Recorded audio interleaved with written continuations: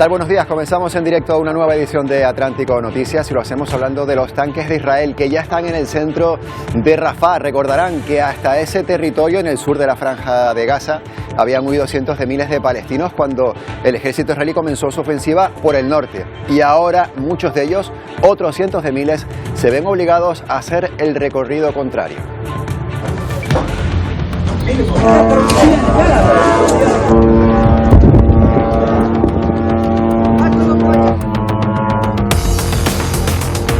Ahí lo ven, el recorrido contrario porque Israel desoye a sus socios, Israel desoye a Estados Unidos, también desoye al Tribunal de la Haya y en definitiva a la comunidad internacional que le han pedido e incluso exigido que no ataque Rafah, porque convertir Rafah en un campo de combate o en un campo de bombardeos y de ataques de blindados, como está ocurriendo, es convertir el último refugio de la franja en otra trampa mortal para miles de civiles. Dice Naciones Unidas que 1 millón de personas ha huido ya de Rafah en solo 3 semanas y que lo hacen por pura supervivencia, sin un lugar seguro a donde ir, alejándose de la comida, del agua y de la poca ayuda humanitaria que entra allí, a la franja.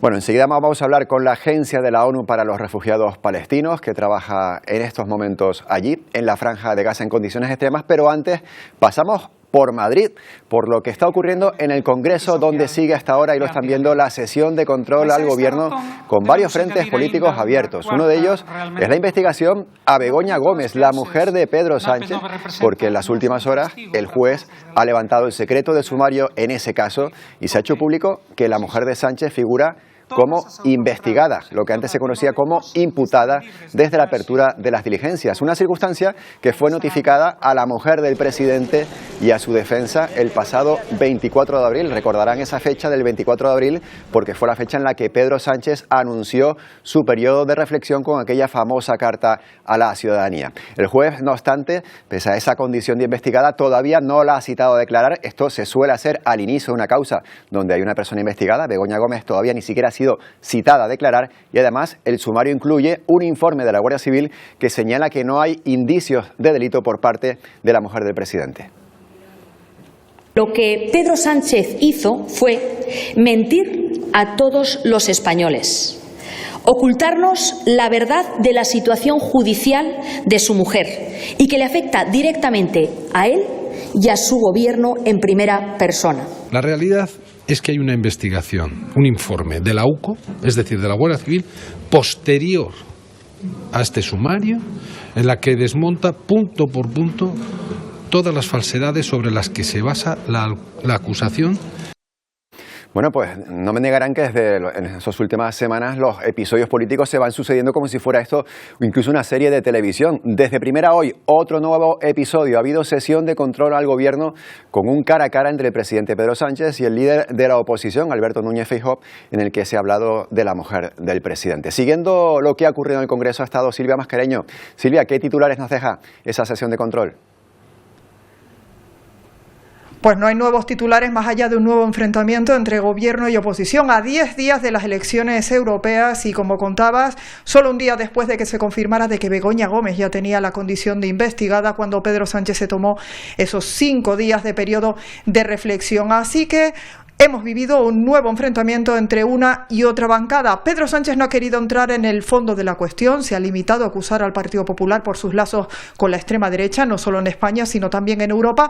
Enfrente, Feijóo lo acusa de querer tapar la corrupción que rodea al Palacio de la Moncloa con las crisis diplomáticas con Israel y con Argentina. Salen nuevas informaciones sobre contratos y negocios de su esposa con empresas participadas del gobierno. Usted lo sabía todo y lo tapó. ¿Usted cree que toda la prensa de nuestro país es de ultraderecha y es fango, señoría? Señoría, mintió. Ponen en marcha esa máquina del fango para tapar sus gobiernos de la vergüenza con Vox. Pero no lo van a conseguir ni aquí en España ni tampoco en Europa. Y en tercer lugar, si yo ya sé, señoría, que ustedes esto lo hacen para quebrarme con su fango, pero van listos, señor Feijóo. Le diré una cosa, a usted y a sus socios de la ultraderecha, el 9 de junio volverán a perder las elecciones. Bueno, eso es parte de ese cara a cara entre Alberto Núñez Feijóo y el presidente Pedro Sánchez. Otro punto informativo de la mañana, Silvia, y otra cita en la agenda del presidente está en la Moncloa, donde se está prevista una reunión con el primer ministro de la Autoridad Nacional Palestina, entre otros representantes de esa zona del mundo, ¿no?, de Oriente Próximo.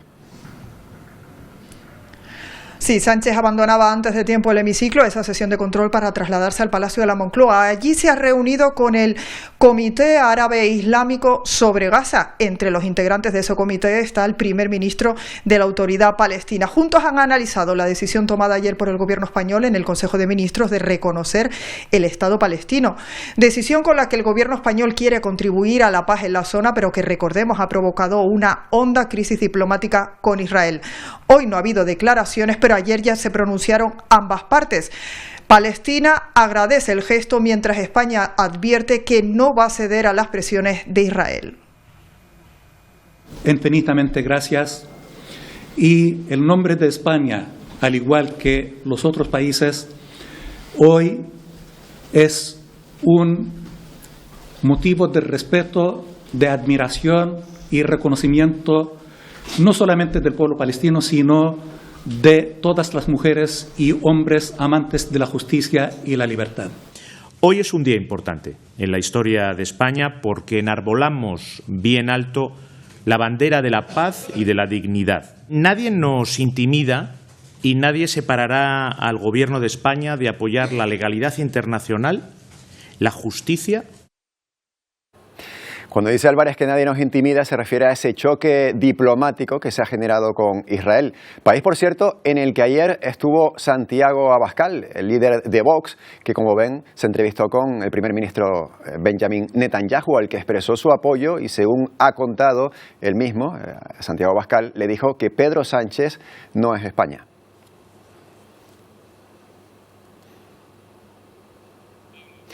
Lo cierto es que el reconocimiento del Estado de Palestina no ha sido bien recibido por las autoridades israelíes y varios cargos del gobierno de ese país se han pronunciado públicamente para mostrar su rechazo a esta medida tomada por España, ya saben que también por Noruega y por Irlanda. Todos han hablado, o muchos de ellos, menos Benjamin Netanyahu, que guarda silencio. El primer ministro, como han visto, como están viendo, se ha reunido, ha visitado a las tropas y ha animado a los soldados de su país, pero ni una sola palabra ha expresado sobre la posición de España, Irlanda y Noruega respecto al Estado de Palestina. El que sí ha hablado es el ministro de Exteriores, ahí lo tienen en ese tuit de ese lugar, de Israel, es Katz, quien por redes ha acusado a Pedro Sánchez de incitar al genocidio judío. Sus declaraciones llegan apenas horas después de que tanques israelíes llegasen al centro de la ciudad de Rafah. El ejército israelí se va con Rafah por primera vez. Los tanques hebreos han entrado hace unas horas en el centro de la ciudad, refugio de cientos de desplazados. Nos bombardean por tierra y sin aviso. Todos los niños que estaban en la tienda resultaron heridos. Se lamenta este gazatí. Las operaciones de Tel Aviv siguen pese a la orden de la Corte Internacional de Justicia de detener la ofensiva sobre Rafah y tras la muerte, en apenas 2 días, de casi 70 personas en campos de refugiados catalogados por Israel como zonas seguras. Queremos irnos, pero no sabemos a dónde. Nos dijeron que este era un lugar seguro, pero nos bombardearon, relata esta palestina. Sobre la masacre del domingo, el gobierno hebreo ha empezado a avanzar algunas conclusiones de su investigación. Dice que la gran cantidad de daños y muertos fue culpa de la explosión de un almacén de armas que jamás tenía en la zona. Estados Unidos lamenta la pérdida de vidas, pero advierte de que las operaciones israelíes están siendo, en su opinión, limitadas. La invasión también está siendo cuestionada dentro de Israel, donde una parte de la sociedad apunta que la operación de Rafah va en contra de los intereses de su país y que Netanyahu debería dimitir.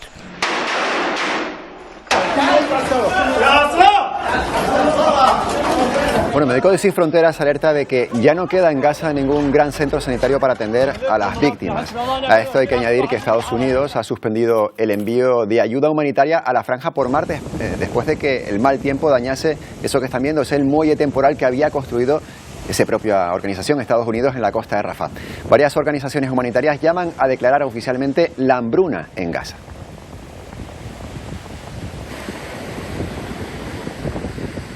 En esta línea también la Agencia de la ONU para los Refugiados Palestinos en Oriente Próximo, la UNRWA, que son sus siglas en inglés, ha afirmado que 1 millón de personas ha huido de Rafah en las últimas 3 semanas ante el avance de la ofensiva israelí. Raquel Martí es directora del Comité Español de UNRWA. Buenos días. Hola, muy buenos días. Y digo yo, esas personas que huyen de Rafah, un lugar al que habían huido previamente, ¿a dónde van ahora? Pues muchos de ellos se están dirigiendo hacia la zona de Han Yunis, que está completamente destruida y únicamente ahí pueden buscar refugio en los edificios en ruinas, y también a la zona central de Gaza, a Deir el-Balah, en el que también están allí miles de personas hacinadas. Lo que se están encontrando cuando se desplazan es que no hay ningún lugar donde poder refugiarse. La mayor parte de ellos están huyendo de Rafah con sus pertenencias, sus tiendas de campaña o sus lonas y plásticos para volver a hacerse infraestructuras en otras zonas de Gaza. La verdad es que no hay ningún sitio seguro dentro de la franja de Gaza porque Israel desde hace 8 meses ha bombardeado indiscriminadamente todas las zonas civiles donde se encuentra la población, incluyendo campos de refugiados y incluso aquellas zonas designadas por ellos mismos como zonas seguras. ¿Cómo puede justificarse eso? Una cosa es lo que se decía al principio de la guerra, que Israel estaba atacando a lugares que escondían munición o tropas o soldados o lo que fuese de Hamás. En un momento dado también en ese inicio de la guerra se dijo que en el caso de que se hubiese dañado alguna infraestructura o incluso civiles, como ha ocurrido, era porque los propios terroristas de Hamás lo usaban como escudos humanos para defenderse de ellos, ¿no? Eso se pudo especular al principio, pero 8 meses después y un bombardeo como el que ocurrió hace 2 noches directamente a un campo de refugiados definido por Netanyahu como un error técnico, ¿cómo se puede esto justificar? No tiene ninguna justificación. Israel lleva bombardeando zonas de civiles desde el inicio de la ofensiva. Ha estado bombardeando incluso aquellas infraestructuras que tienen protección especial según el derecho internacional humanitario, como son los hospitales.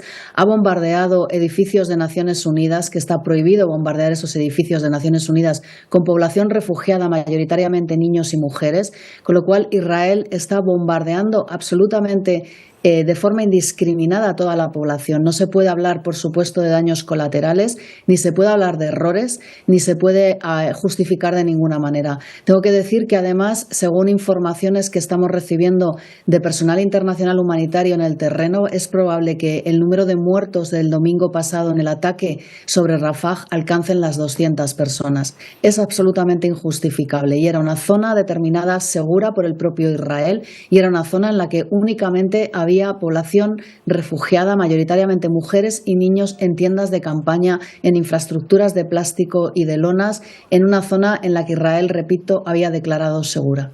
Esa cifra multiplica por 4 la cifra que se había conocido en un principio, que estamos hablando de en torno a las 50 personas.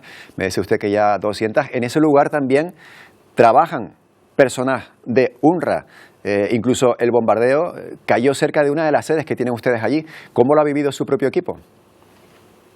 Bueno, es la base logística más grande de Naciones Unidas en todo Gaza, que es donde está UNRWA y es donde están trabajando no solamente el personal local, sino también el personal internacional.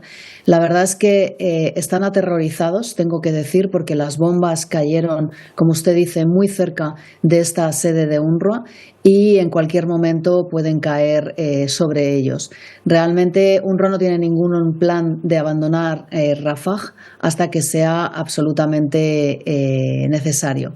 Pero en principio la decisión de UNRWA es permanecer en Rafah y seguir prestando ayuda a la población refugiada de Palestina. Pero como digo, nuestro personal está absolutamente aterrorizado y piensan que en cualquier momento van a perder la vida. Y una última pregunta. Estamos hablando de que estas personas que están huyendo, que al principio, en un primer momento habían ido hacia Rafah, ahora están huyendo otra vez hacia el norte, están intentando llegar a alcanzar la supervivencia, huyendo de esas zonas donde se están produciendo los bombardeos, pero lo cierto es que se van alejando de la ayuda que ustedes prestan, del agua, de la comida, del lugar donde algo de ayuda humanitaria tenían. ¿Es así? Miren, en las últimas 3 semanas solo han entrado 200 camiones por el cruce de Kerem Shalom, que es el que está al sur. El muelle construido por Estados Unidos no está operativo porque parte de él ha sido destruido por el oleaje. Y por el norte han entrado también unos pocos camiones. Esto lo que quiere decir es que ahora mismo prácticamente no hay ayuda humanitaria a lo largo y ancho de toda la Franja de Gaza. Se nos están acabando todos los recursos, incluyendo los medicamentos. Si Egipto no abre los cruces terrestres, como llevamos pidiendo desde hace 8 meses, la catástrofe va a ser todavía mayor. Los heridos de las bombas no tienen en los hospitales recursos para poder ser tratados porque prácticamente ya no hay hospitales dentro de la Franja de Gaza y no hay medicamentos con los que atendernos. Están llegando heridos con miembros amputados, con el cuerpo totalmente quemado y los médicos están diciendo que no pueden hacer nada por ellos porque no tienen medios para atenderlos. La situación es realmente atroz. Y todo esto es debido a que Israel no quiere abrir los cruces fronterizos y no quiere que entre la suficiente ayuda humanitaria dentro de la Franja de Gaza. Una situación más allá de lo lamentable. Raquel Martí, muchas gracias por habernos atendido un día más. Muchísimas gracias a ustedes. Bueno, cambiamos de punto de mira, pasamos de esta situación que se está viviendo en la Franja de Gaza a otro punto del mundo, en este caso de Europa, donde se está viviendo otra guerra y con un debate que ya está encima de la mesa. ¿Debe Ucrania utilizar el material que recibe de Occidente para atacar territorio ruso? Pues Vladimir Putin tiene una respuesta a esa pregunta. Advierte a Europa de que esto tendría graves consecuencias si se pregunta que si alguien quiere un conflicto global. Esto es lo que ha dicho Vladimir Putin en una de sus últimas alocuciones públicas. El presidente ruso ha recordado a los países europeos que están a favor de esta medida que deben ser conscientes de la gravedad de dar ese paso, de que las armas que prestan a Ucrania actúen sobre territorio ruso. Europa abre la puerta a que Ucrania utilice el material que recibe de los aliados para atacar a Rusia en su propio territorio. El presidente Zelensky pide, por favor, que levanten este veto para poder defenderse. Es una acción legítima acorde con la ley internacional, señala el líder de la diplomacia comunitaria Josep Borrell. Se podrían atacar las bases rusas desde las que lanzan los misiles, pero no objetivos civiles, opina Macron, el presidente francés. La propia OTAN es partidaria, pero deja la última palabra en manos de cada país. Países Bajos, Estonia o Letonia respaldan esa posibilidad. Por el contrario, Bélgica o Italia se muestran totalmente en contra por el riesgo a una escalada bélica. Estados Unidos está en esa línea. No permitimos que con las armas que suministramos se ataque a Rusia, advirtió el portavoz de seguridad estadounidense John Kirby. Mientras, sobre el terreno, Ucrania ha evacuado a 11.000 personas en la región de Kharkov ante los continuos bombardeos rusos. Vamos hasta Asia. Ayer les contamos la creciente tensión entre las dos Coreas. Un episodio más. Pues en las últimas horas, al sur han comenzado a llegar globos con montones de papel usado, con excrementos y también con basura. Es la respuesta de Corea del Norte, como ya había avisado el Ministerio de Defensa, por el despliegue de aviones surcoreanos.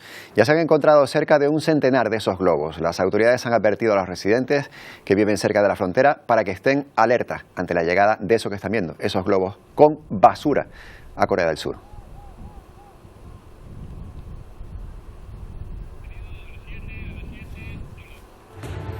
Bueno, y nos contamos una última hora. La agencia EFE informa a esta hora de que la audiencia de Madrid ha avalado la apertura de la causa contra Begoña Gómez, ya saben, la mujer del presidente Pedro Sánchez, es decir, avala la decisión del juez de abrir esa causa para investigar la denuncia presentada por Manos Limpias contra la esposa del presidente por presunto tráfico de influencias y por corrupción en los negocios. Esta última hora que nos ha llegado, seguiremos pendientes de todo lo que pueda suceder ahí en la audiencia de Madrid. Miramos ahora también hacia África. En Sudán, la guerra ha provocado una de las peores crisis de refugiados que se recuerda, la tercera más grave del mundo, según Acción contra el Hambre.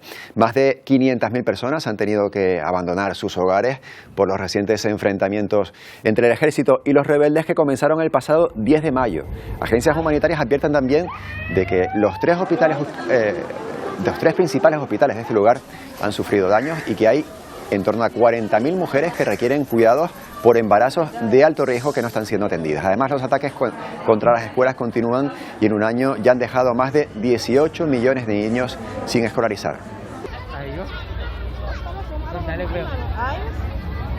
Seguimos en ese continente porque un importante país de la región celebra hoy sus elecciones. Sudáfrica elige durante el día de hoy en las urnas para elegir una nueva Asamblea Nacional. Con la democracia ya consolidada, la preocupación de las autoridades es la alta abstención que se espera pese a los graves problemas que afronta el país.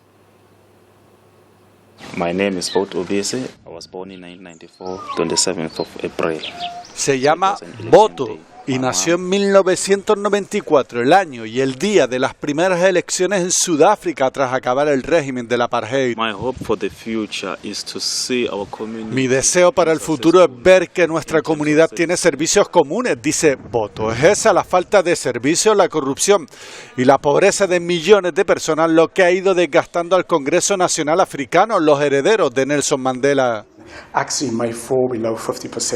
Van a caer por debajo del 50% de votos, dice este experto, que señala así el fin de lo que se llama la era de la liberación. El voto ya no busca los mismos derechos de toda la población, sino acabar con sus altas tasas de pobreza. La tasa de paro muy alta y solo quedan las ayudas del Estado, dice esta mujer, una cara visible de esos 27 millones de personas que necesitan estas ayudas para sobrevivir. Cuando crecí acepté que este era mi nombre. A sus 30 años, Boto es el reflejo de un país que, superado la apartheid, busca superar también sus diferencias económicas. Bueno, pues vamos a saludar ya a nuestro compañero Pepe Naranjo. Pepe, buenos días. ¿Qué tal? Buenos días. ¿Qué tal? Una de las claves está en saber cuánto va a retroceder el partido que ha obtenido mayorías ininterrumpidas desde 1994, hace justo 30 años, el CNA de Nelson Mandela. Se dice que va a perder esa mayoría absoluta, ¿no?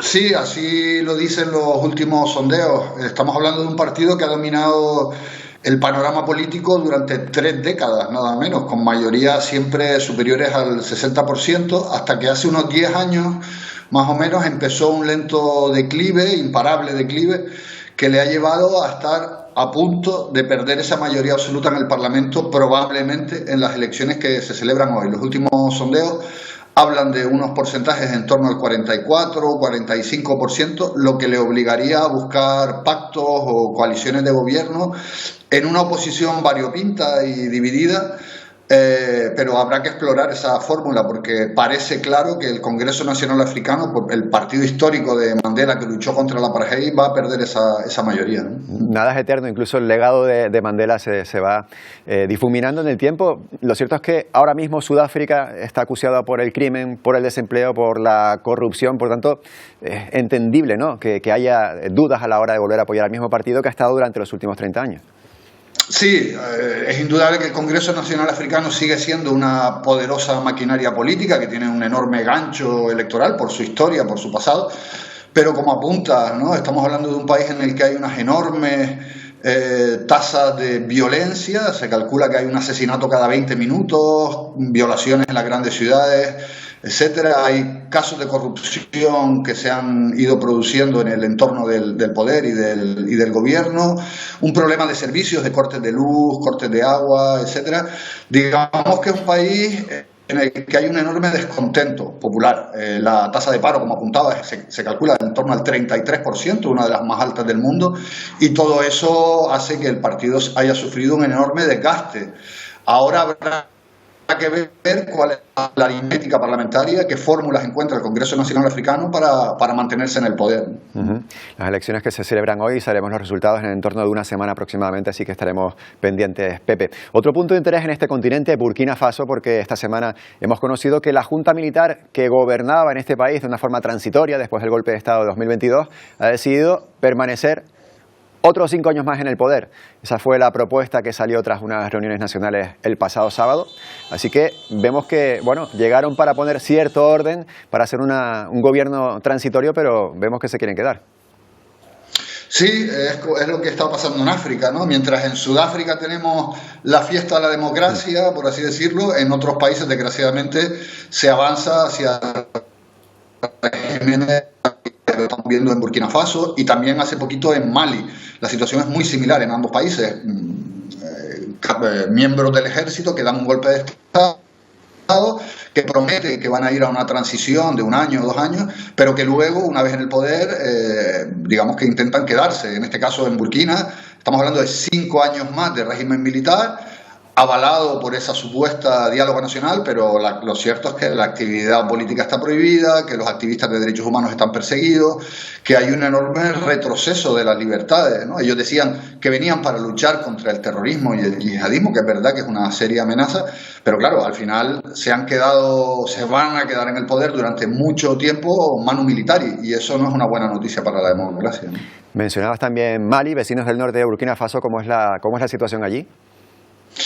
Muy parecida. En este caso, en Mali, el golpe de Estado fue 1 año antes, en el 2021, y se han quedado también en el poder. El otro día prohibían la actividad de todos los partidos políticos mientras se están produciendo todo tipo de atrocidades, de masacres de civiles en el norte del país, con un conflicto que se ha intensificado en los últimos meses. No solo contra el terrorismo yihadista, sino también contra los independentistas tuareg. En este momento el Sahel es una de las zonas más conflictivas, sin duda, de África, también lo es Sudán o el Congo, pero en el Sahel la situación es muy peligrosa porque además hay que recordar que estamos hablando de un territorio que está al sur del famoso flanco sur de la OTAN, ¿no? Al sur de Europa, opacado por las guerras en otros lugares del mundo, como en Gaza o en Ucrania, pero el Sahel vive un conflicto tremendo en este momento y son los regímenes militares quienes están gobernando ahora mismo allí.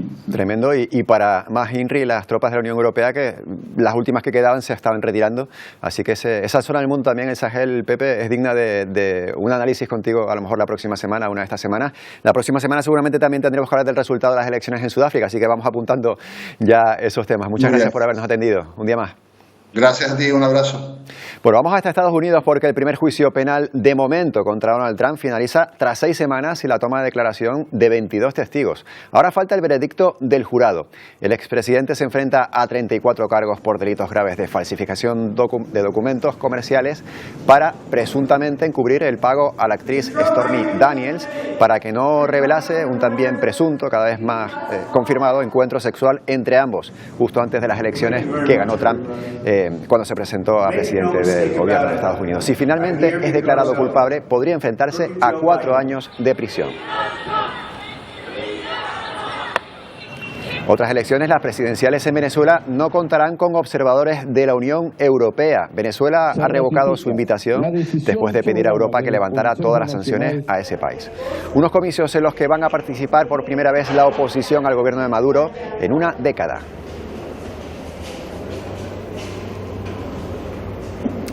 Volvemos a España y puede que ustedes hayan notado la siguiente noticia que le vamos a dar. Una pregunta: ¿han intentado viajar en los últimos meses en aerolíneas de las denominadas low cost?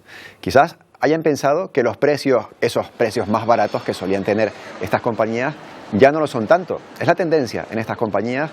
De hecho, un informe que publica este mes Hosteltour asegura que esas aerolíneas autodefinidas como de bajo coste son las que más suben los precios para este próximo verano. La cuestión es preocupante porque ahora mismo en España 2 de cada 3 vuelos disponibles operan por compañías de este tipo, de bajo coste. Eduardo Irastorza es profesor del OBS Business School. Eduardo, buenos días. Muy buenos días. Yo digo que parece que cada vez cuesta más diferenciar entre una compañía low cost y una convencional. ¿Es real esta afirmación? Pues la verdad es que sí. Y es que sí por varias razones. La primera de ellas es porque las tarifas de las aerolíneas low cost están obligadas a subir debido a varios factores, principalmente 2. El aumento del precio del queroseno, del carburante, y en segundo lugar las dificultades para volar. Estas 2 circunstancias reducen la distancia entre las tarifas de las aerolíneas de bandera, las aerolíneas comerciales tradicionales y esas que conocemos como low cost. Estamos teniendo algunos problemas con la comunicación, con ese sonido, pero bueno, lo que le he entendido realmente, esto sí que puede ser una excusa para las compañías low cost. Si el precio del combustible cuesta lo mismo para una compañía low cost que para una compañía, vamos a llamarla convencional, pues es normal que ese precio suba en una proporción. Lo cierto es que desde el año 2021 hasta el año 2023 las aerolíneas tradicionales sí que habían subido los precios en un mayor porcentaje que las low cost. Ahí parecía que esa diferencia entre unas y otras se mantenía, pero de 2003 hacia 2024, en estos últimos meses y lo que se espera para el verano, es todo lo contrario. Los precios entre low cost y convencionales se van ajustando. Se van ajustando porque la competencia es muy grande. Hay una crisis económica, hay un poder adquisitivo mermado para muchas personas y esto significa que, lógicamente, las aerolíneas que conocemos de toda la vida, las convencionales, las llamadas aerolíneas de bandera, reduzcan sus tarifas y lleve a una equiparación en el precio de las mismas con las compañías low cost. Cada día vemos más en aerolíneas convencionales que los servicios pues se van reduciendo, van a pago. Digamos que ya no hay tanta diferencia en el servicio entre ambas compañías. Hay otro aspecto que también es muy importante y es que las aerolíneas tienen que afrontar la renovación de sus flotas por directivas europeas que hablan de una mayor limpieza, una menor huella medioambiental, menos CO2. Y eso, lógicamente, supone también más inversiones para todas las aerolíneas. Creo que en el futuro habrá un proceso de concentración mayor entre las aerolíneas low cost, dado que también están surgiendo nuevos actores de otros países emergentes con sus propias compañías aéreas. ¿Una mayor concentración quiere decir una reducción de las compañías o concentración en cuanto a la variedad de los precios? Una mayor concentración en cuanto al número de las compañías que vuelen, porque tienen que conseguir unas economías de escala, tienen que conseguir unos buenos precios de sus proveedores, tanto de la energía que los mueve como los servicios, catering, atención, mantenimiento, etcétera, etcétera, ¿no? Y lógicamente eso, pues, como cualquier mercado maduro, como cualquier sector maduro, pues tiende a la concentración, a que cada vez haya menos actores compitiendo entre sí. Pues lo iremos viendo durante los próximos meses, incluso años, a ver cómo va caminando ese mercado de las compañías aéreas. Muchas gracias por habernos atendido. Un placer, muchas gracias a vosotros. Gracias, un placer. Bueno, pues nos vamos a publicidad y a la vuelta lo hacemos con la persona que está revolucionando el planeta con su música. Hoy y mañana actúa en Madrid, donde miles de personas han peregrinado para disfrutar de su espectáculo. Enseguida profundizamos en los detalles del fenómeno llamado Taylor Swift. Welcome to the Eras Tour. So it's gonna be forever, or it's gonna go down in flames. You can tell me when it's over, if the high was worth the pain. It'll leave you breathless, or with a nasty scar. Got a long list of ex-lovers, they'll tell you I'm insane, but I got a blank space, baby, and I'll write your name.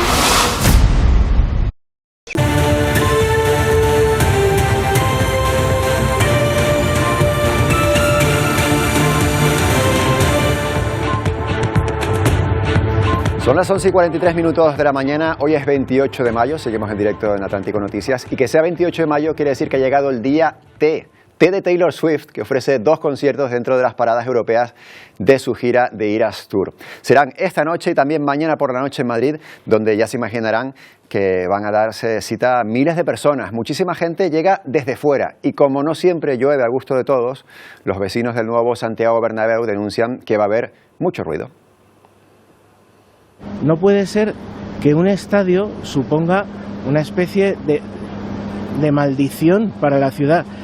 O sea, que en nombre de la economía y de que el movimiento económico se sacrifique el bienestar y la salud de los ciudadanos que viven en esta zona. A los vecinos de aquí nos han destrozado la vida. Yo tengo aquí un coche en este aparcamiento por el cual estoy pagando todo el año y mañana no voy a poder ni sacar ni meter el coche. Bueno, no solo es el concierto de Taylor Swift, que son algunos conciertos los que he vivido ya en este lugar, en Santiago Bernabéu, y los vecinos están enfadados por eso. Bueno, ruido, decenas de camiones y calles cortadas para preparar este mega concierto que no solo genera protestas, muy al contrario, en los alrededores de Santiago Bernabéu reina la alegría, como han visto ahí, de miles de personas emocionadas en estas dos citas del concierto de Taylor Swift. Algunas llevan varios días haciendo cola y durmiendo en la calle para asegurarse los mejores sitios. El Bernabéu va a acoger 2 conciertos de la estadounidense, una cantante que arrasa en el mundo de la música, también en el de la economía y también el de la cultura pop y que arrastra a miles de personas. Welcome to the Eras Tour. Este show dicen que es espectacular. Estamos viendo en su actuación en París de hace un par de semanas. Algunos de los conciertos de Taylor Swift han durado hasta 4 horas. Sus fans no ven el momento de que comience el espectáculo esta noche. O sea, solo ya verla ya tiene que ser alucinante. Y el concierto, además la producción que tiene y todo, va a impresionar. Pues me siento muy identificado con muchas de las letras, entonces yo siento que es un momento para celebrar su música. Por eso creo que es importante en plan estar aquí. Es importante, pero ¿cómo ha llegado Taylor Swift a generar esta locura a su alrededor? Aquí en España, Alberto Lesaun, que es locutor y presentador de Cadena Dial, a lo mejor nos puede responder. Alberto, buenos días.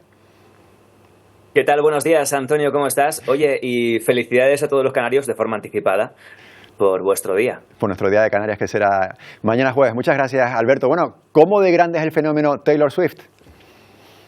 Pues es enorme, o sea, no cabe expresar lo grande que es esto, no solamente para los Swifties o las Swifties, que son los fans de Taylor Swift, sino para la música pop en general. Es decir, ya no es que sea la artista más seguida en redes sociales en todo el mundo, sino que es el personaje público más seguido de todo el mundo por encima de cualquier otro que te puedas imaginar. Tal es la locura por Taylor Swift, que, por ejemplo, aquí en Madrid, cuando conocimos que se iban a hacer estos conciertos y que se ponían a la venta las entradas, había gente que ni se planteaba, gente de Madrid o que vivía quizás en la península, y que ni se planteaba venir a Madrid porque era imposible conseguir una entrada y ya estaba pensando a ver si podía irse a Portugal o a ver si podía irse a otro país de Europa, porque aquí en España no era posible conseguir entradas. Yo, habitualmente, trabajando en Cadena Dial, siempre pues nos dicen, no, oye, ya podrás conseguirme una entrada para este concierto, para este otro, y habitualmente se suele poder conseguir de una forma o de otra. Bueno, en el caso de Taylor Swift fue absolutamente imposible, y luego, por lo que he estado leyendo e informándome, la reventa tiene entrada, o bueno, puedes conseguir entradas en la reventa hasta por 15, 18.000 euros. Es decir, una auténtica barbaridad. Una locura. Lo que puede mover esta chica. Una locura. Bueno, Alberto, somos jóvenes, pero ¿con quién podemos comparar ya a la dimensión que ha adquirido esta artista? No sé si con Michael Jackson, con Madonna, con alguno de estos artistas muy grandes de las últimas décadas.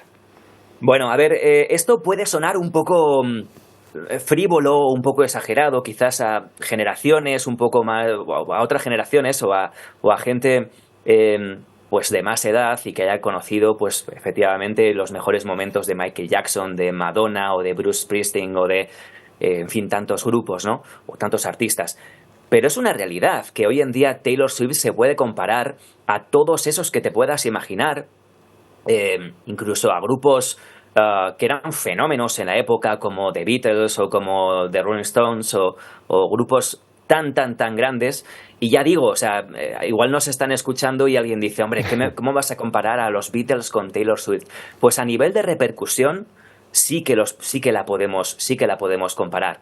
Es decir, Taylor Swift es ahora mismo el espejo en el que se miran millones y millones y millones, no solo de adolescentes, porque su público no es solamente adolescente, sino que ya tiene un público muy heterogéneo y que no solo son chicas o niñas muy jóvenes, sino gente más adulta, ¿no? Y es un espejo en el que se miran no solo a nivel de me gustaría ser como ella, ¿no?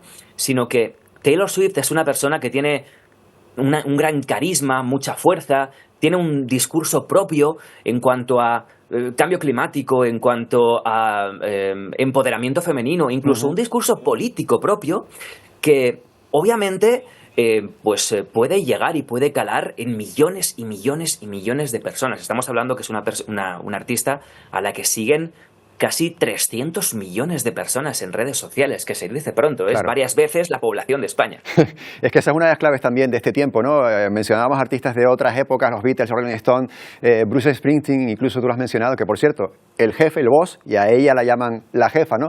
Pero todos esos artistas no vivieron esta época en la que estamos de las redes sociales y de cómo se multiplica el mensaje o la presencia permanente de un artista a través de esas redes. Nos estamos quedando sin tiempo, Alberto, y no me gustaría que pasase desapercibido una cuestión que ya no solo afecta a Taylor Swift. Yo diría que después de la pandemia en la que nos vimos recluidos y no podíamos ir a conciertos como este, yo creo que se han multiplicado también las ganas que tienen, bueno, los españoles, pero en general en todo el mundo, de conciertos, de espectáculos en vivo, y eso también está upando no solo a Taylor Swift, es que son muchos conciertos ahí en el Santiago Bernabéu, ustedes lo saben, en muchos lugares de España, de Europa, donde se vende el cartel de no hay entradas, se siguen subiendo los precios y se sigue vendiendo colgando el cartel de no hay entradas, ¿no?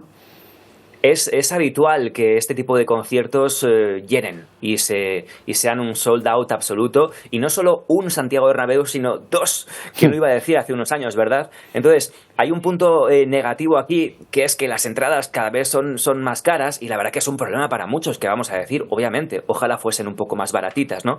Pero por terminar ya con una idea bonita de todo esto, es genial que después de toda la crisis que hubo, de no se compran discos, de la piratería, de todo lo que ocurrió con la transición digital, ¿no? De los vinilos a los CDs y después al MP3, ¿no? O lo que es ahora Spotify o las plataformas digitales, la industria musical ha cambiado, ¿no? Y ahora los fans, lo que agradecemos o lo que queremos o lo que buscamos es la experiencia, es vivir el momento, ¿no?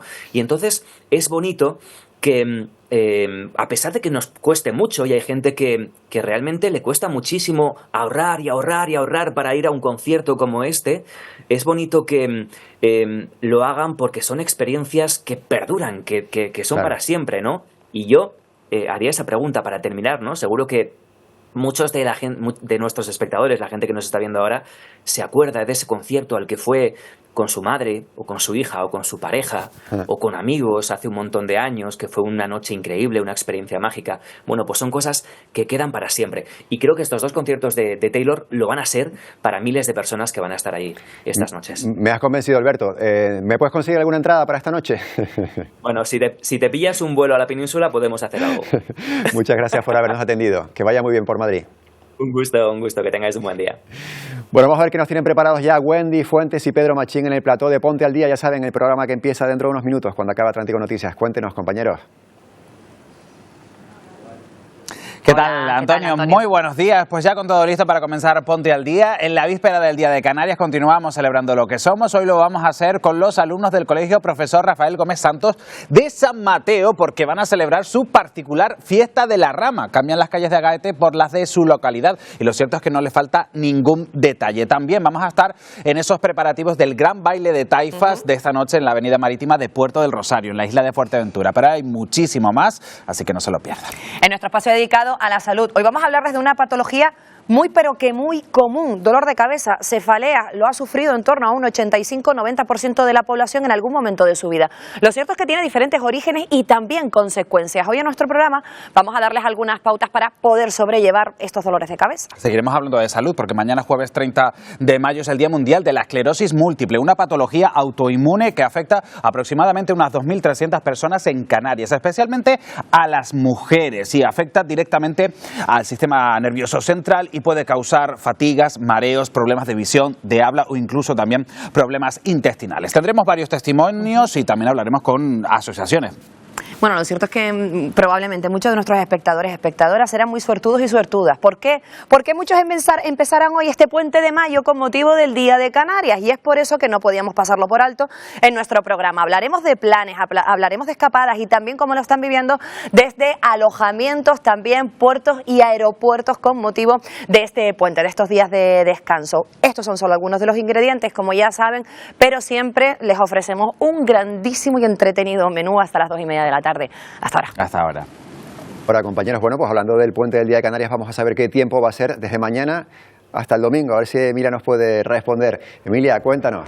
¿Qué tal? Buenos días, Antonio. Pues mira, de momento estable, con algunas nubes sí, con temperaturas que van a ir subiendo poquito a poco, pero sin grandes sobresaltos. Vamos con la imagen de satélite, una imagen que nos muestra la nubosidad alta que ha ido pasando durante toda la madrugada sin mayores consecuencias, y manto nuboso también nuevamente entrando por el norte, mucho más compacto a primera hora del día que a esta hora del mediodía, que ya se van abriendo bastantes claros. De hecho, se ve mucho mejor en la imagen de satélite en el canal visible. Ahí vemos esa alfombra de nubes bajas que se acumulan en el norte este de la isla de La Palma, norte de La Gomera, buena parte del norte de Tenerife. Hacía tiempo que no estaba despejado el sur de Tenerife, norte de Gran Canaria, intervalos nubosos también en el norte, cara oeste de Fuerteventura y de Lanzarote, con rachas de viento que hoy ya no superan los 55 kilómetros por hora, la mayor de ellas en la aldea de San Nicolás, en Gran Canaria. ¿Qué va a ocurrir en las próximas horas? Bueno, pues se acerca una perturbación al archipiélago de las Azores.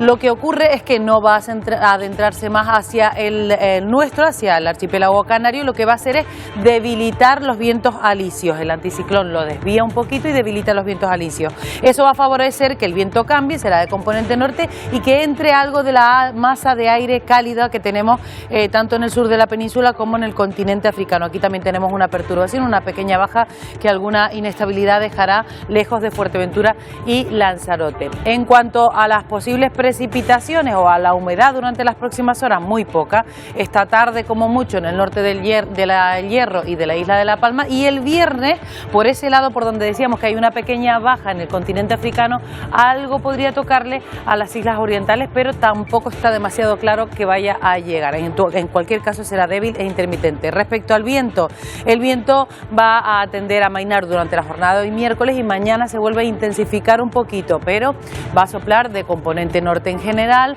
Vemos como el jueves, durante la jornada de jueves, se intensifica entre islas, también en algunos puntos de Fuerteventura y Lanzarote, y ya será de cara al jueves por la noche y más bien el viernes cuando ese viento, pues este viento sostenido, se mantenga un poquito más. En cualquier caso serán rachas en torno a los 25-35 kilómetros por hora, vientos sostenidos. Las rachas parece que no serán demasiado importantes. Así pues, para mañana el día de Canarias vendrá marcado por nubosidad de tipo bajo, como la hemos tenido durante toda la semana, sobre todo en la cara norte de las islas, con apertura de claros a partir del mediodía en el sur de Tenerife, Gran Canaria, Fuerteventura y Lanzarote, con viento de componente norte moderado en general, con temperaturas un pelín más altas, sobre todo en las islas occidentales, pero entre los 24, 25, 26 grados, y situación en el mar de fuerte marejada en las costas del norte y marejadilla en las costas del sur.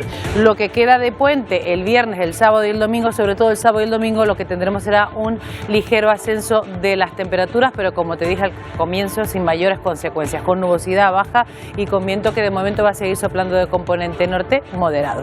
Bueno, pues tranquilidad para este puente y la gente que pueda aprovechar en esos planes, tanto de playa como de montaña, que se lancen a por ellos, que seguro que lo van a pasar bien. Muchas gracias, Emilia. Bueno, gracias. Bueno, y terminamos con un fenómeno que ocurre solo una vez al año, y claro, los neoyorquinos y los visitantes de Nueva York no dejan pasar la ocasión de presenciar la puesta de sol del Manhattan's Henge, como si se tratase de las estructuras pétreas, ya saben que están al norte de Londres, Stonehenge, en el sur de Inglaterra. En esta época del año, los rascacielos de estas calles de Manhattan, en Nueva York, se alinean, podemos decirlo, con el sol en su recorrido durante las últimas horas del día, y ahí están esas personas prestas para fotografiarlo y para asistir también en persona a ese movimiento del sol a través de esos rascacielos. Se va poniendo en el horizonte como si fuese prácticamente eso lo que estamos diciendo, el Manhattan Henge. Con estas imágenes desde Nueva York lo dejamos. Que pasen feliz Día de Canarias. Volvemos el viernes. Adiós.